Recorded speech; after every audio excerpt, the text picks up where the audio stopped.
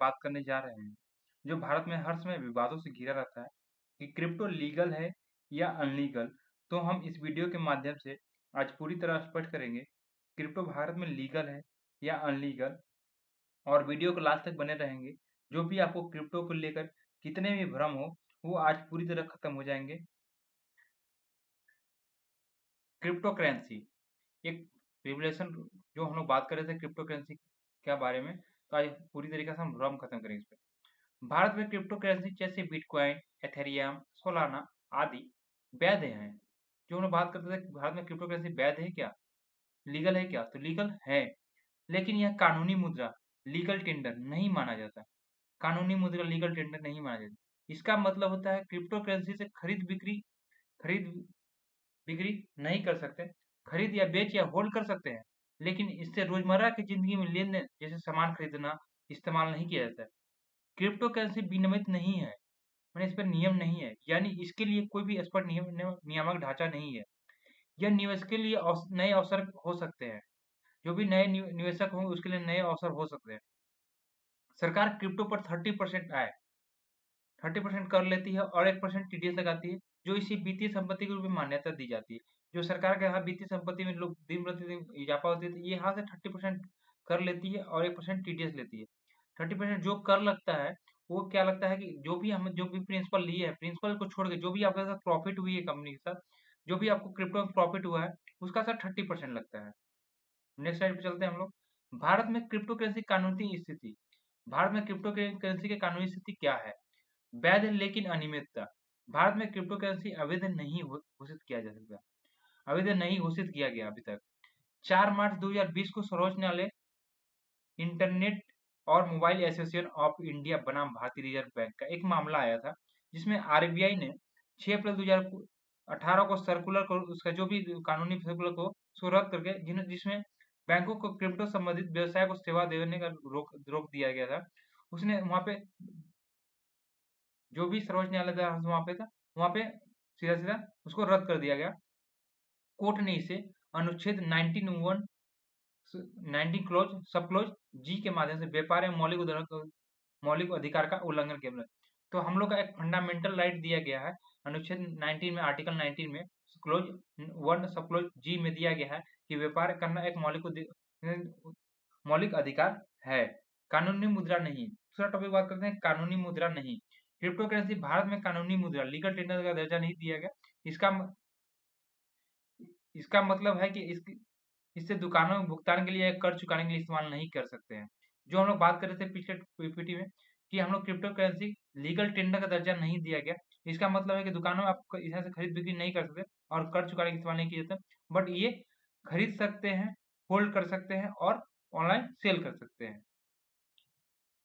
काराधन 2022 में केंद्रीय बजट में क्रिप्टो करेंसी एक वर्चुअल डिजिटल एसेट एक एसेट के रूप में दर्जा दिया गया, वर्चुअल डिजिटल एसेट के रूप में दर्जा गया वर्गीकृत किया गया, और उन्होंने आय पर 30% कर और 4% सेस और 50,000 रुपए से अधिक लेन देन पर 1% टीडीएस लगाया गया। यह कर नीति क्रिप्टो की एक संपत्ति के रूप में मान्यता देती है, लेकिन पुण्य कानूनी मान्यता नहीं देती।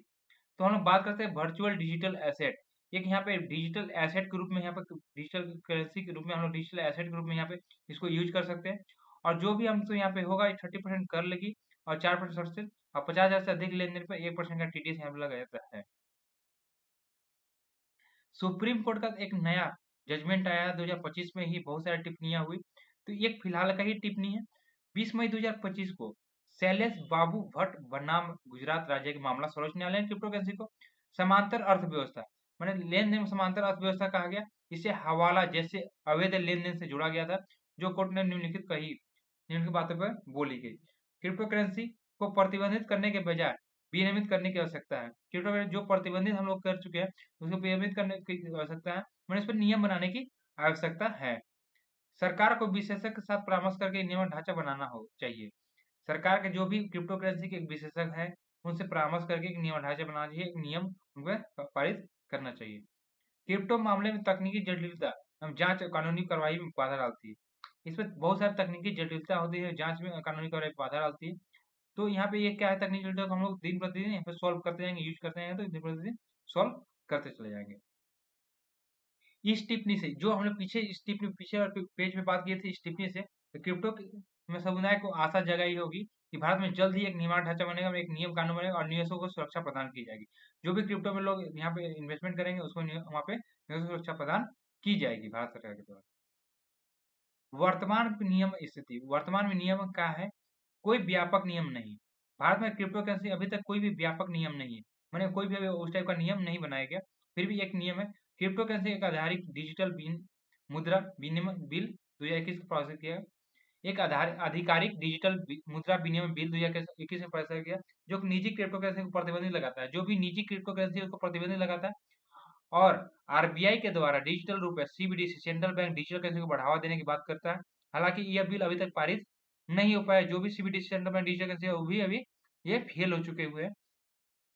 एक आया पीएमएल पीएमएल की तरफ। पीएमएल क्या होता है? Prevention of money laundering act के तहत विनिमय मार्च 2023 में वित्त मंत्रालय ने क्रिप्टो करेंसी लेन देन prevention of money laundering act के दायरे में लाया गया। जो क्रिप्टो करेंसी एक्सचेंज केवाईसी या एंटी मनी लॉन्ड्रिंग नियम को पालन नहीं करते हैं तो उन पे वहां पे कानूनी कार्रवाई की जा सकती है।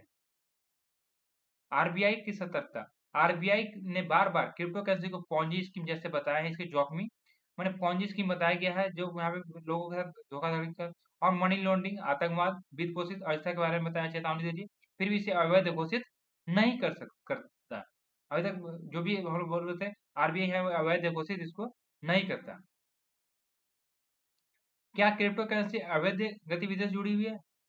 क्रिप्टो करेंसी अवैध गतिविधि से जुड़ी हुई है, तो हम लोग इस पर चर्चा करते हैं कि क्या सच में है या उस टाइप का मामला चल रहा है केवल।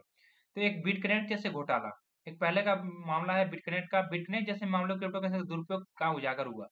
एक बिटकनेक्ट करने से उसको उजागर हुआ। ईडी ने बिटकनेक्ट को 433 करोड़ रुपए की संपत्ति जब्त की जो मनी लॉन्ड्रिंग से जुड़ी हुई है। जो मनी लॉन्ड्रिंग वहां पे करती थी वहां पे 433 करोड़ की संपत्ति यहाँ पे जब्त की गई। हालिया विवाद। मई 2025 में महाराष्ट्र के कुछ राजनेताओं ने बिटकनेक्ट से जुड़े बिटकॉइन का इस्तेमाल चुनाव फंडिंग करने के लिए आरोप लगाया, जिससे क्रिप्टो को वैधता से बहस छिड़ गई। मई 2025 भी जो बात की थी 20 मई 2025 को बात कर रहे थे हम लोग। 2025 महाराष्ट्र के कुछ राजनेताओं ने बिटकनेक्ट जैसे बिटकॉइन का इस्तेमाल चुनाव फंडिंग चुनाव लड़ने के लिए लगाए गए, उसी यहाँ पे उसी पे बहस छिड़ गई। फिर क्या है? पीएमएल अनुपालन, prevention of money laundering act अनुपालन क्या है? क्रिप्टो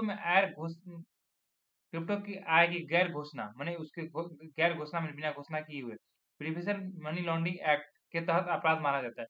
जो भी आपके पास वहां पे क्रिप्टो को घोषणा नहीं करते आय में, तो वहां पे आपको एक अपराध के रूप में देखा जाएगा। और निवेशकों को कर रिटर्न क्रिप्टो लेन देन पूरी जानकारी होगी, अन्यथा कानूनी कार्रवाई हो सकती है। तो निवेशकों को कर रिटर्न, जो भी रिटर्न आप फाइल करते हैं, आईटीआर रिटर्न फाइल करते हैं, जो भी रिटर्न आप सरकार को देते हैं वो रिटर्न फाइल करते हैं, वहां पे जानकारी उनको देना होगा, अन्यथा उन पर कानूनी कार्रवाई हो सकती है। भारत में क्रिप्टो करेंसी की जोखिम। अनियमितता बाजार। कोई नियामक ढांचा न होने के कारण निवेशकों घोटाला, हैकिंग और बाजार की अस्थिरता प्रति असुरक्षित।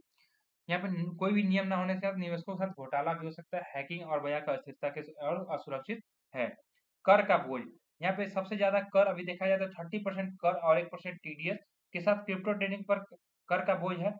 साथ ही क्रिप्टो में हुए नुकसान अन्यथा आय से समायोजित सेट ऑफ नहीं किया जा सकता, जो ट्रेडर्स के लिए नुकसानदायक हो जाते हैं। तो जो बात हम लोग करते हैं कि नुकसान होने पर सेटअप वहां पे नहीं किया जाता, वहां पे नुकसानदायक हो सकते हैं। अवैध अवैध उपयोग का जोखिम। क्रिप्टो करेंसी का उपयोग मनी लॉन्ड्रिंग या हवाले के लिए होने की आशंका के कारण आरबीआई को सतर्कता दी है।